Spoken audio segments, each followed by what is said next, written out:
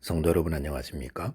2025년 12월 2일 화요 새벽 말씀 함께 나누겠습니다.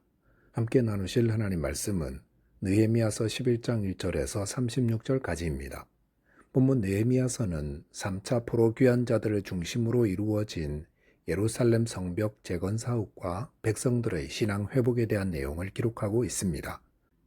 에스라에 의해 이루어진 2차 포로 귀환 후 이스라엘 백성들은 여전히 이방인들에게 능욕을 받고 있었습니다. 그것은 예루살렘 성벽이 회파되어 있었기 때문이었습니다. 이에 2차 포로 귀환 14년 후 바사왕의 관리였던 느헤미야를 중심으로 3차 포로 귀환이 있었고 먼저 와 있던 백성도가 힘을 모아서 52일 만에 예루살렘 성벽을 재건하게 되었습니다. 이렇게 신앙의 중심지인 예루살렘 성벽이 완공된 후에 학사 에스라를 중심으로 백성들의 내적 신앙 회복이 이루어지게 되었습니다. 본문은 예루살렘에 거주하게 될 백성들의 명단이 기록되어 있습니다. 본문을 통해서 성도는 하나님의 뜻에 온전히 순종해야 함과 먼저 그의 나라와 그의 의를 구해야 함에 대해서 묵상하겠습니다. 첫째 묵상할 내용은 성도는 하나님의 뜻에 온전히 순종해야 한다는 것입니다. 본문 1절 2절에 보시면 백성의 지도자들은 예루살렘에 거주하였고 그 남은 백성은 제비 뽑아 10분의 1은 거룩한 성 예루살렘에서 거주하게 하고 그 10분의 9는 다른 성읍에 거주하게 하였으며 예루살렘에 거주하기를 자원하는 모든 자를 위하여 백성들이 복을 빌었느니라 하였습니다. 느헤미야 7장에 보시면 바벨론 포로에서 돌아온 백성들은 느헤미야를 중심으로 예루살렘 성벽을 재건하게 되었습니다. 예루살렘 성은 이스라엘 백성들의 신앙 중심지입니다. 그러므로 예루살렘 성벽 공사를 완공했다는 것은 하나님의 백성으로서의 외적인 면을 견고하게 세웠음을 의미합니다.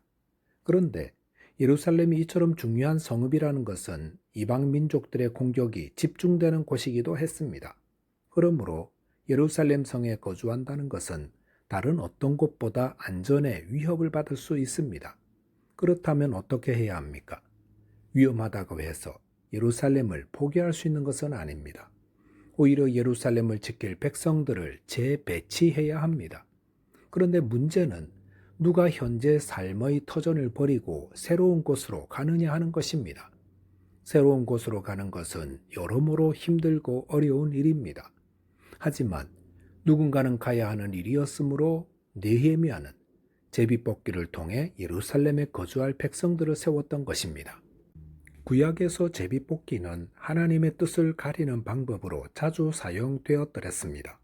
가나안 땅을 분배할 때에도 이스라엘 백성들은 제비뽑기로 정했습니다. 초대 왕을 뽑을 때에도 온 백성들이 모여 제비뽑기를 통해 왕을 선택했습니다. 그런데 어떤 면에서 보면 제비뽑기는 얼마나 유치한 방법입니까? 그리고 제비뽑기를 했다가 이상한 사람이 왕으로 뽑히게 되면 어떻게 해야 합니까? 이런 여러 걱정들이 있을 수 있습니다. 하지만 구약의 성도들은 제비뽑기가 사람의 손을 통해 이루어지지만 거기에 하나님이 역사하신다고 믿었습니다. 그래서 잠언 16장 33절에 보시면 제비는 사람이 뽑으나 모든 일을 작정하기는 여호와께 있느니라 하였습니다. 오늘날도 어떤 교단에서는 교단장을 제비뽑기로 뽑는 경우도 있습니다. 그래서 그 방법을 따라야 한다라는 말이 들리기도 합니다. 그런데 중요한 것은 제비뽑기를 하느냐 안 하느냐가 아닙니다. 중요한 것은 하나님의 뜻에 전적으로 의지하려는 자세를 가졌느냐 하는 것입니다.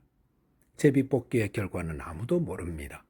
하지만 그 결과를 하나님의 뜻으로 받기로 모두가 고백하고 비록 내게 불리한 결과가 나올지라도 거기에 순종하는 마음을 가지고 있는가 하는 것입니다. 오늘날 성도들이 가져야 할 자세가 바로 이것입니다. 성도들은 어떤 일을 하든 무엇이 하나님의 뜻인지를 분별해야 합니다. 그리고 그것이 하나님의 뜻이라면 이에 온전히 순종하는 자 되어야 합니다. 로마서 12장 2절에 보시면 너희는 이 세대를 본받지 말고 오직 마음을 새롭게 함으로 변화를 받아 하나님의 선하시고 기뻐하시고 온전하신 뜻이 무엇인지 분별하도록 하라 하였습니다. 저와 여러분이 자신의 생각과 욕심을 내려놓고 하나님의 뜻에 온전히 순종하며 따르는 자 되시기 바라겠습니다. 둘째로 묵상할 내용은 먼저 그의 나라와 그의 의를 구해야 한다는 것입니다.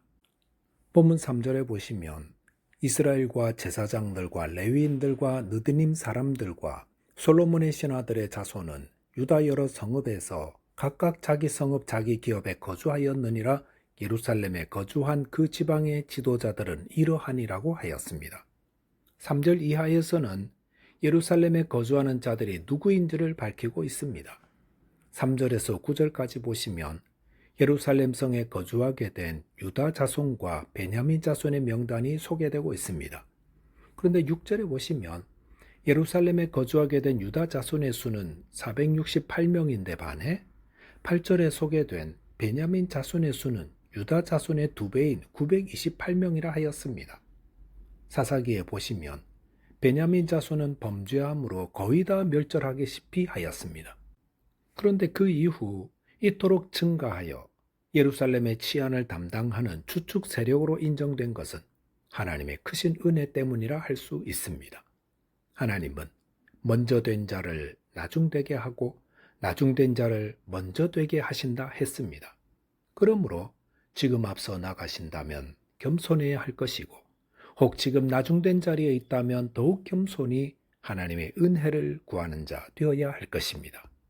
본문 10절에서 14절에 보시면 예루살렘 성에 거주하게 된 제사장들의 명단과 숫자가 기록되어 있습니다. 제사장들의 수는 12절에 822명과 13절에 242명, 14절에 128명, 이렇게 모두 합쳐 1192명입니다. 이 제사장의 수는 15절에서 18절까지 나오는 레위인의 수인 284명과 또한 19절에서 24절에 나오는 성전 봉사자의 수 172명과 비교할 때의 압도적인 숫자입니다. 예루살렘 성에 제사장의 수가 이처럼 많다는 것은 무엇을 뜻하겠습니까?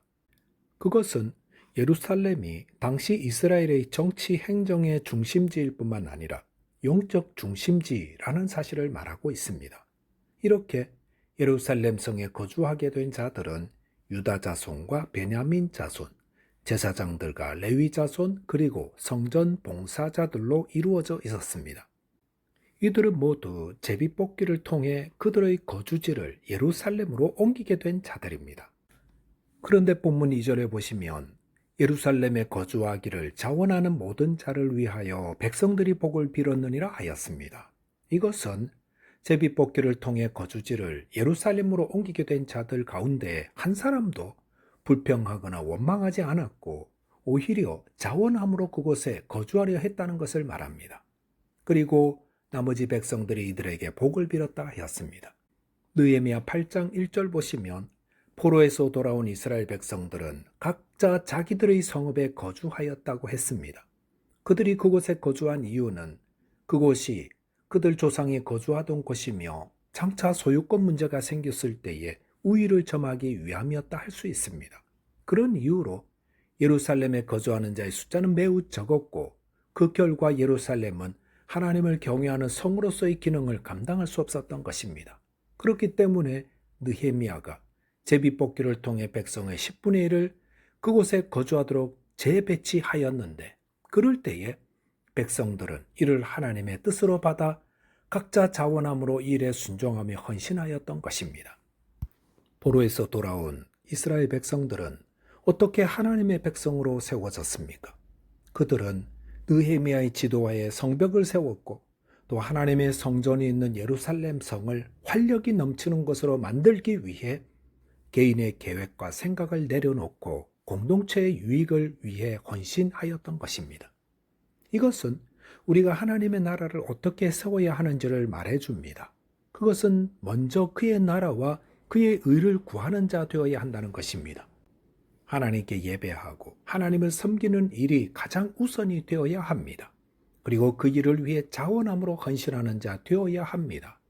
그것이 비록 내 뜻과 내 계획과 어긋나더라도 이것이 하나님의 뜻임을 알았다면 기꺼이 자원함으로 헌신할 때에 우리 가운데 하나님의 나라가 세워집니다. 본문 25절 이후에 보시면 이렇게 예루살렘 성을 활력 있게 세우고 나서 나머지 성읍들도 견고하게 세워졌다 하였습니다. 저와 여러분이 먼저 하나님의 나라와 그의 의를 구하는 자 되시되 자원함으로 헌신하심으로 하나님의 나라를 견고히 세우는 자 되시기 바라겠습니다. 기도하겠습니다. 하나님 아버지, 저희 모두 삶의 우선권을 주님의 나라와 주님의 의를 세우는 데 두게 해 주옵소서. 그럴 때에 나의 뜻, 나의 계획을 내려놓고 자원함으로 헌신함으로 주님의 나라를 견고하게 세우게 해 주옵소서. 예수 그리스도의 이름으로 기도하옵나이다. 아멘. 오늘도 믿음 안에서 승리하는 하루 되시기 바라겠습니다. 감사합니다.